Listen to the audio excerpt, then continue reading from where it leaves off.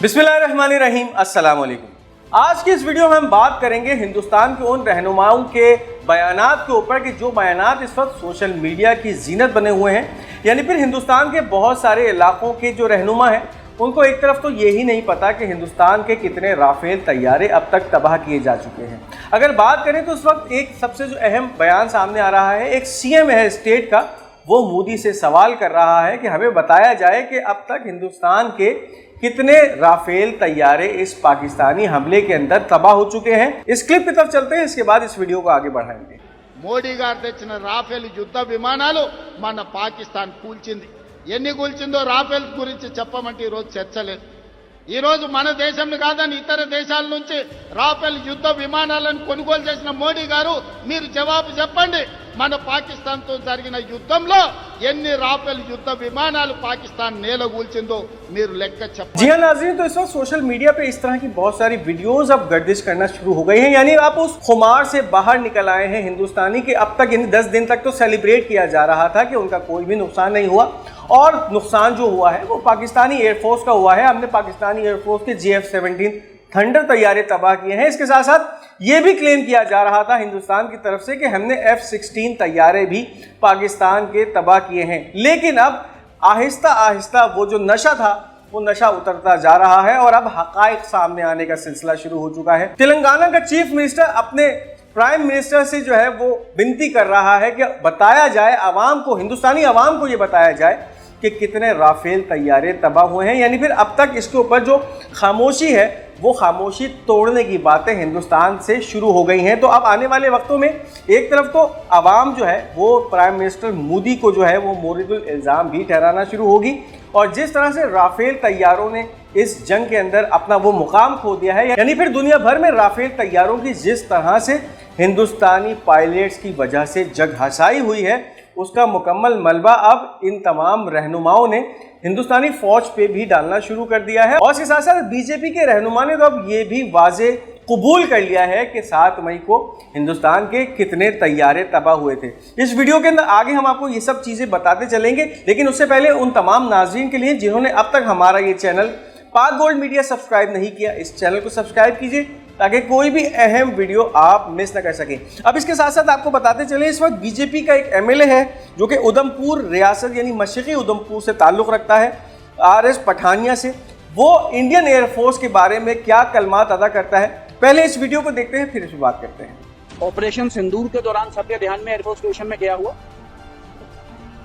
नालायकी होगी इनकी, सोए होंगे ये लोग, हमारा तो कोई कसूर नहीं। ऑपरेशन सिंदूर के दौरान सबके ध्यान में एयरफोर्स स्टेशन में क्या हुआ? नालायकी होगी इनकी, सोए होंगे ये लोग, हमारा तो कोई कसूर नहीं। हम लोगों ने तो अपने पलकों में बिठा के इनको यहाँ बिठाया। जी तो नाज़रीन, ये वीडियो आपने देखी, ये जो मौसूफ हैं ये उधमपुर के MLA हैं, रूलिंग पार्टी बीजेपी से इनका ताल्लुक है। और ये क्या दावा करते हैं? दावा ये करते हैं, यानी इंडियन एयरफोर्स के बारे में ये दावा किया जाता है कि उधमपुर पे जिस वक्त पाकिस्तान की तरफ से हमला किया गया था और उधमपुर को टारगेट किया गया था, इन मौसूफ के मुताबिक ये जो हिंदुस्तानी एयरफोर्स है ये इंतहाई नालायक और बिल्कुल वर्थलेस एक फ़ौज है। और ये भी इन्होंने जो है दावा किया है, यानी इस MLA की तरफ से ये भी दावा किया जा रहा है कि जिस वक्त पाकिस्तान की तरफ से उधमपुर की एयर बेसिस पे हमले किए जा रहे थे तो फिर हिंदुस्तान की एयरफोर्स के जो सैनिक थे उस एयरबेस में सोते हुए पाए गए या सोते हुए पकड़े गए। तो ये आप अंदाज़ा लगाइए, ये प्रोफेशनलिज्म है जो कि सामने आ रहा है हिंदुस्तानी एयरफोर्स का। और ये हम नहीं कह रहे, ये आपकी रूलिंग पार्टी का एक MLA जो कि उधमपुर, मशरक़ी उधमपुर से ताल्लुक़ रखता है, वहाँ से चुनाव जीत कर आपकी लोकसभा में शामिल हुआ है, वो फरमा रहा है कि ये जो आपकी इंडियन एयरफोर्स है इंतहाई नालायक, इंतहाई इनकॉम्पिटेंट और इंतहाई वर्थलेस फ़ौज है जिसको उधमपुर पे होने वाले हमले में सोता हुआ पाया गया है। अब इसके साथ साथ इस वक्त ये भी खबरें सामने आ रही हैं कि जो अपोजिशन पार्टी है, यानी जो इस वक्त हिंदुस्तान की बीजेपी के अगेंस्ट पार्टी है, तो शिवसेना के एक लीडर जिसका नाम संजय राउत है, उसने तो इस वक्त ये भी दावा कर दिया है कि जो ऑपरेशन सिंदूर है ये मुकम्मल तौर पे एक फेलियर है। अब ये वीडियो इस वक्त सरफेस हो रही है, इस वीडियो को भी देखिए, इसके बाद इस पर बात करते हैं। ऑपरेशन सिंदूर ये एक फेलियर ऑपरेशन सबसे पहले, लेकिन in the interest of nation हम अपोजिशन वाले उसके ऊपर ज़्यादा बात नहीं करना चाहते। दूसरी बात यह है कि ऑपरेशन सिंदूर करने की जरूरत क्यों पड़ी है, इसलिए कि पहलगांव में 26 हमारी माता भगिनी का सिंदूर उजाड़ दिया आतंकवादियों। जी तो नाज़रीन, आपने देखा ये शिवसेना के संजय राउत हैं जो कि लीडर हैं और अपोजिशन पार्टी से ताल्लुक़ रखते हैं। इनके मुताबिक ऑपरेशन सिंदूर मुकम्मल तौर पे एक फेलियर है और इसके साथ साथ ये भी वाज़ेह किया जा रहा है कि वो तमाम टेररिस्ट जिन्होंने पहलगाम का वाक़या जो है अंजाम दिया उनकी जड़ें बीजेपी से जाके मिलती है। इसके बाद जो अगला स्टेटमेंट सामने आया है इसमें तो वाज़े तौर पे इन्होंने इसके अंदर बीजेपी को मोरिदुल इल्जाम ठहरा दिया है। यानी कि जो 6 दहशतगर्द दाखिल हुए पहलगाम के इलाके में, उन्होंने 26 हिंदुस्तानी लोगों को कत्ल किया और उसके बाद वो वहां से ऐसे गायब हो गए जैसे वो हवा पे मुअल्लक होके आए थे और वहां से गायब हो गए थे। अब ये शिवसेना के जो लीडर हैं संजय राउत, इन्होंने वाज़े कर दिया है कि ये तमाम जो दहशतगर्द थे पहलगाम वाक़े के, ये नहीं पकड़े जाएंगे क्योंकि ये जो है इन्होंने बीजेपी ज्वाइन कर ली है। क्या स्टेटमेंट दिया गया है, ये पहले स्टेटमेंट देखिए फिर इस पे बात करेंगे।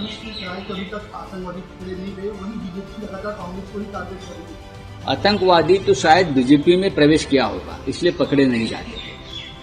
वो जो 6 आतंकवादी है पहलगांव वाले, वो इसलिए पकड़े नहीं जाते कि शायद वो एक दिन आपको बीजेपी कार्यालय से प्रेस नोट आ जाएगी, वो 6 लोगों ने बीजेपी में प्रवेश किया है, तो आप भूल जाइए सब। जी तो हिंदुस्तानी अपोजिशन पार्टी के ये रहनुमा है जो कि ये दावा कर रहे हैं कि पहलगाम वाक़े के जो दहशतगर्द थे, 6 की तादाद जिनकी थी, वो कभी नहीं पकड़े जाएंगे क्योंकि उन्होंने जो बीजेपी है वो ज्वाइन कर ली है। यानी फिर उनके जो ताने बाने हैं, इन दहशतगर्दों के ताने बाने हैं, ये बीजेपी से जाके मिलने लगे हैं। पाकिस्तान पहले दिन से ही ये कह रहा था कि ये एक फॉल्स फ्लैग ऑपरेशन था जो कि हिंदुस्तान के अंदर से ही कराया गया और इसका मकसद ये था कि किसी भी तरह इसका मलबा पाकिस्तान पे डाला जाए ताकि पाकिस्तान के खिलाफ किसी भी तरह की मुहिम जोई की जाए। और अब ये हिंदुस्तान के अंदर से आवाज़ें आना शुरू हो गई हैं। हिंदुस्तान की अपोजिशन पार्टी के लीडरान जो हैं अब ये वाजे करते जा रहे हैं कि ये जो पहलगाम वाक़या हुआ ये हिंदुस्तान के अंदर से हुआ था और फिर ये दहशतगर्दों का ना पकड़ा जाना ये भी वाजे करता है कि एक पूरा प्री प्लान्ड एक ऑपरेशन था जिसको हिंदुस्तान के अंदर से ही ऑपरेट किया गया। अब चलते हैं उस स्टेटमेंट की तरफ जो कि इस वक्त मीडिया की जीनत बना हुआ है। सोशल मीडिया पे इस वक्त ये जो है वो बेतहाशा अब मकबूलियत हासिल कर रहा है। हिंदुस्तानी रूलिंग पार्टी यानी बीजेपी के एक लीडर सुब्रमण्यम स्वामी ने अब ये कबूल कर लिया है कि पाकिस्तान एयरफोर्स की तरफ से जो हमला हुआ था 7 मई को, उसमें हिंदुस्तान के कितने तैयारे तबाह हुए हैं। यानी अब ये ऑफिशियली रिकॉर्ड पे बात आ चुकी है कि रूलिंग पार्टी यानी बीजेपी का एक रहनुमा जो कि पिछले दौर में लॉ और जस्टिस का मिनिस्टर भी रह चुका है बीजेपी की तरफ से, उसने अब ये ऑन रिकॉर्ड कबूल किया है कि पाकिस्तान एयरफोर्स की कार्रवाई के अंदर हिंदुस्तान के 5 तैयारे तबाह हुए हैं। क्या वो वीडियो है, क्या इस वक्त मीडिया पे सर्कुलेट कर रही है, इसको भी देख लीजिए आप, फिर इस पे बात करते हैं। लीडर ऑफ अपोजिशन ने एक बात बोली कि हमारे जहाज गिरे हैं, कितने गिरे हैं बताइए। 5 पाकिस्तान ने अपने जहाज को बेचकर गिराया था हमारा। ओके, उसमें कुछ चाइना का भी रोल था सर? चाइना के प्लेन्स तो चाइना के ही थे। हाँ, चाइना के लोगों ने नहीं किया। चाइना ने जो हवाई जहाज़ दी थी वो बहुत बढ़िया हवाई जहाज़ थी और जो फ्रांस के जो थे वो उतना बढ़िया नहीं थे और हमारे उनके जो हवाई जहाज़ है उन्होंने 5 को गिराया था। आपका मतलब रफेल ने अच्छा काम नहीं किया? रफेल तो पर्याप्त नहीं है हमारे देश के लिए। वो उसमें क्या क्या भ्रष्टाचार हुआ ये तो दूसरी बात है।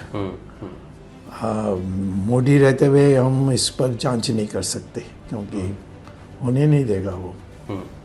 जी तो नाज़रीन, सुब्रमण्यम स्वामी जो कि मोदी की पार्टी से यानी बीजेपी से ताल्लुक़ रखते हैं, ऑन रिकॉर्ड ये कबूल कर चुके हैं कि पाकिस्तान एयरफोर्स की तरफ से जो हमला हुआ, जो एक रिटेलिएशन स्ट्राइक हुई थी, उसके अंदर हिंदुस्तान अपने 5 तैयारे तबाह कर चुका है। उसके साथ साथ ये भी मान लिया गया है कि उसके अंदर राफेल तैयारे भी थे।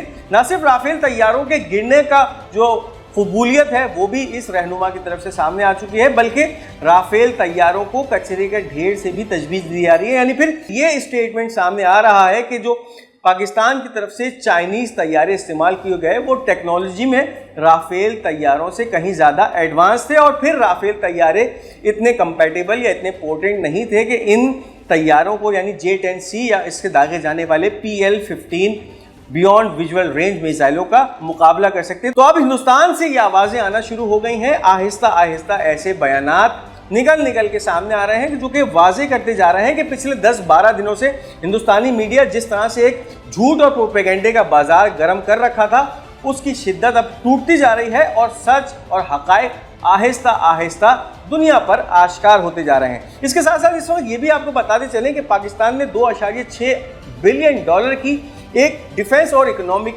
डील की है रशिया के साथ, जिसमें Mi-35 हेलीकॉप्टर्स भी हासिल किए जाएंगे रशिया से। और इसके साथ साथ जो हमारी पाकिस्तान स्टील मिल है, जो कि रशिया के ही इश्तिराक से बनाई गई थी और काफ़ी अरसे से जो है गैर फाल थी, उसको दोबारा से एक्टिवेट करने में, फाल करने में रशिया अपना एक बहुत बड़ा किरदार अदा करने वाला है। $2.6 बिलियन की ये डील है जो कि रशिया के साथ पाकिस्तान की फाइनलाइज हो चुकी है। और इसके साथ साथ कुछ मुबस्सिरीन तो ये भी खबरें दे रहे हैं कि आने वाले वक्त में जो दिफाई डील होगी उसके अंदर एक तरफ तो Mi-35 अटैक हेलीकॉप्टर्स रशिया से हासिल किए जाएंगे जिनकी तादाद लगभग 40 से ज़्यादा है, और इसके साथ साथ S-400 भी पाकिस्तान जो है रशिया से एक्वायर कर सकता है। अब इस वक्त ये जो खबरें हैं ये गैर मुसद्दिका खबरें हैं कि क्या आया पाकिस्तान S-400 एक्वायर करेगा, क्योंकि इस वक्त HQ-19 एयर डिफेंस सिस्टम तो पाकिस्तानी एयर डिफेंस के आर्सनल में शामिल होने जा रहा है। लेकिन अभी गैर मुसद्दिका इत्तलात ये भी हैं कि आने वाले वक्तों में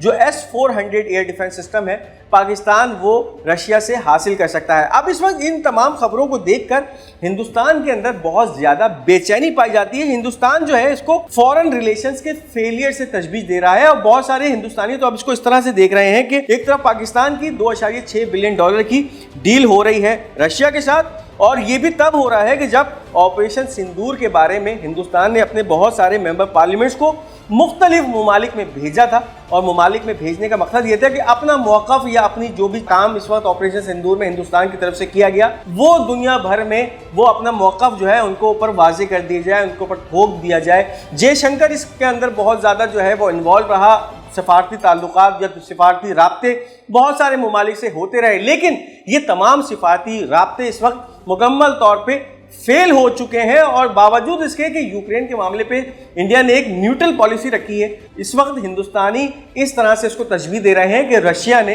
हिंदुस्तान से गद्दारी कर दी है और पाकिस्तान के साथ हाथ मिला लिया है। तो अब आप अंदाज़ा लगाइए कि इस वक्त जयशंकर को लेकर बहुत ज़्यादा हिंदुस्तान में लय दे शुरू हो गई है, और हिंदुस्तानी जो है अपना गम गुस्सा जयशंकर उसके साथ साथ मोदी की फॉरेन पॉलिसीज़ को पर निकाल रहे हैं कि इस वक्त दुनिया जो है वो पाकिस्तान के साथ आके खड़ी होना शुरू हो गई है और हिंदुस्तान को आहिस्ता आहिस्ता आइसोलेट करना या अलग करना शुरू कर दिया है। तो ये देखना है कि आने वाले वक्तों में क्या मामला होता है, और फिर पाकिस्तान के साथ कौन कौन से ऐसे ममालिक हैं जो कि पाकिस्तान की मदद में सामने आते हैं। इनिशियली तुर्की ने और चाइना ने इस मुश्किल वक्त में पाकिस्तान की मदद की, और फिर उसके बाद आज तक इसको डिफेंड करते जा रहे हैं, और अब रशिया भी उठ के सामने आ चुका है।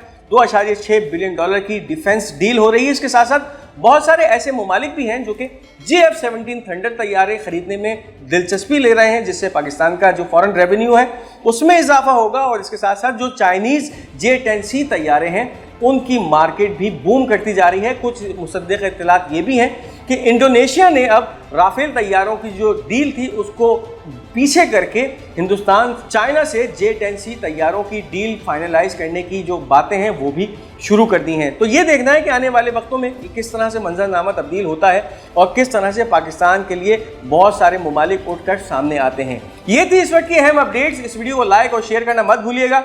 हमारा ये चैनल पाक गोल्ड मीडिया, इसको जरूर सब्सक्राइब कीजिएगा और अपनी कीमती आरा का इजहार कमेंट्स में जरूर कीजिएगा।